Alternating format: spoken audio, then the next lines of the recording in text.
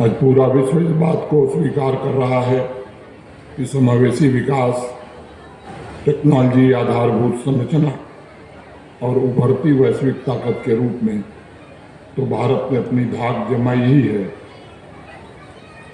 वहीं विश्व की सबसे तीव्र गति से बढ़ रही चौथी अर्थव्यवस्था भी हम बन सके।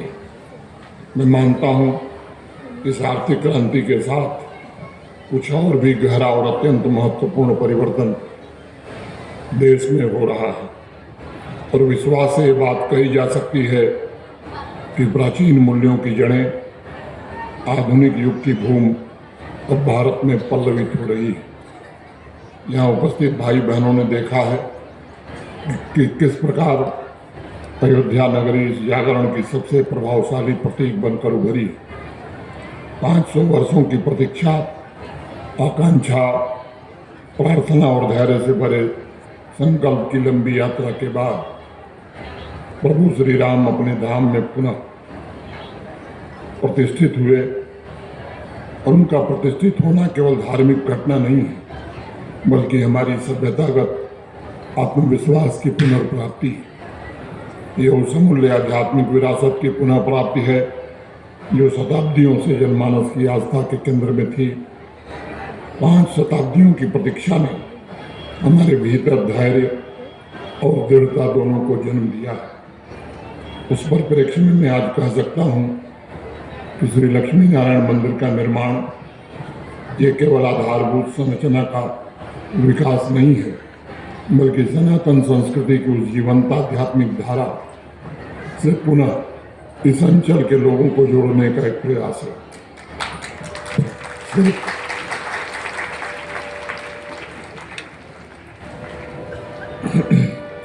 सिर्फ बनकटा शिव और भटनी नहीं, पूरे इस अंचल के लिए यह ऐसा ऐतिहासिक क्षण है जो आने वाली पीढ़ियों के स्मृति में सदैव अंकित रहेगा।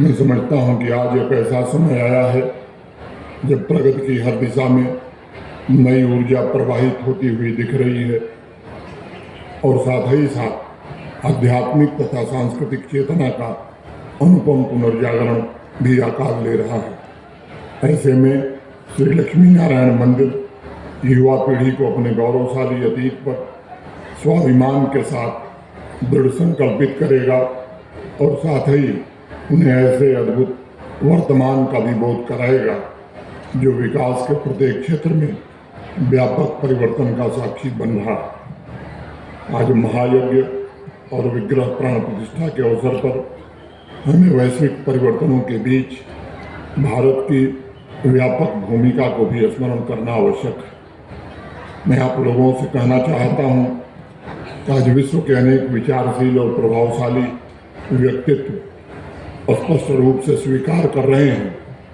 कि ज्ञान और आध्यात्मिकता का मूल स्रोत भारत की पवित्र भूमि रही है। अलग अलग देशों में आज चर्चा चल रही है कि आधुनिक विज्ञान की आधारशिला रखने वाले गणितीय सिद्धांत, चिंतन को दिशा देने वाले दार्शनिक प्रतिमान और आत्मबोध की खोज में दूर दूर से आने वाले साधकों को आकर्षित करने वाली आध्यात्मिक अंतर्दृष्टियाँ, इन सब की जड़ें हमारी भारत की इस पवित्र धरती में हैं।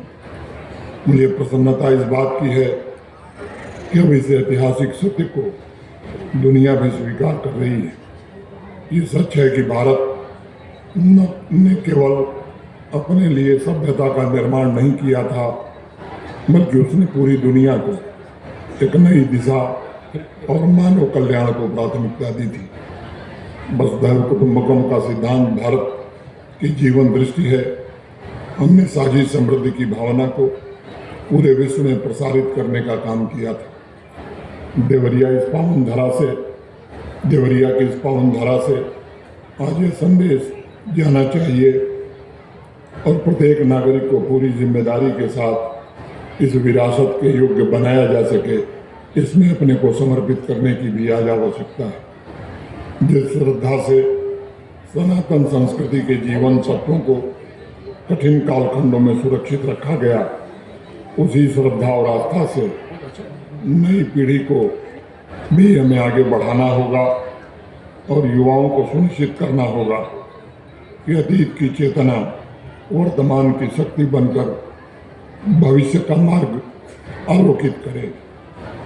रामचरितमानस में गोसाई तुलसीदास जी ने कहा भी कि बड़े भाग मानुष तन पावा, सुर दुर्लभ सो ग्रंथन गावा, साधन धाम मोक्ष कर द्वारा, पायन जेहि परलोक संवारा। मनुष्य का शरीर अत्यंत दुर्लभ और सौभाग्य से प्राप्त होता है और यह शरीर ही साधना और मोक्ष का द्वार भी है।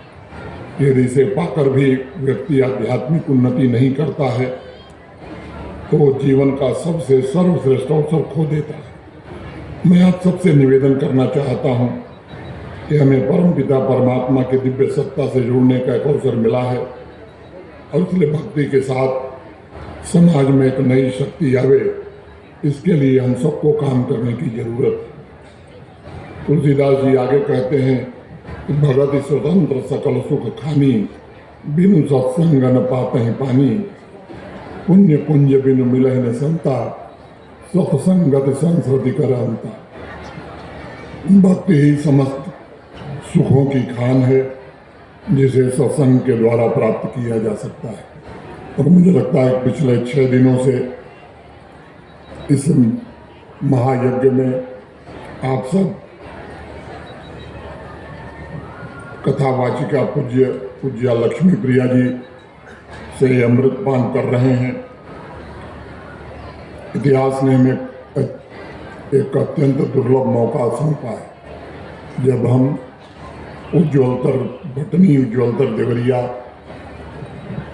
और विकसित भारत के स्वप्न का निर्माण कर पाएंगे। इस संकल्प को साकार करने के लिए उद्देश्य और कर्म की एकता के साथ साथ भावनाओं और विश्वास की एकता को भी हमें मजबूत बनाना होगा। हमें उन तत्वों के प्रति भी सजग रहना होगा जो समाज को बांटने, दरारें पैदा करने और हमें कमजोर करने का प्रयत्न कर रहे हैं। आइए आज इस पवित्र दिन पर हम संकल्प लें कि हमें कैसे सजीव और संगठित समाज विकसित करेंगे जहां विकास निर्बाध गति से आगे बढ़ेगा और जहां हर नागरिक को अपने होने का गर्व और अपनत्व का अनुभव होगा। हमें इस बात का भी स्मरण रखना होगा कि आज से 21 वर्ष बाद यानी 2047 तक भारत एक विकसित राष्ट्र के रूप में खड़ा हो और वह भारत केवल आर्थिक महत्वाकांक्षा से प्रेरित भारत नहीं हो बल्कि ऐसा भारत हो जो आध्यात्मिक रूप से भी समृद्ध हो, सांस्कृतिक रूप से भी आत्मविश्वासी हो और अपनी पहचान के लिए भी पूरी तरह सजग हो। इन लक्ष्यों को समेटकर आज इस पवित्र धरती से मैं आप सबसे निवेदन करूंगा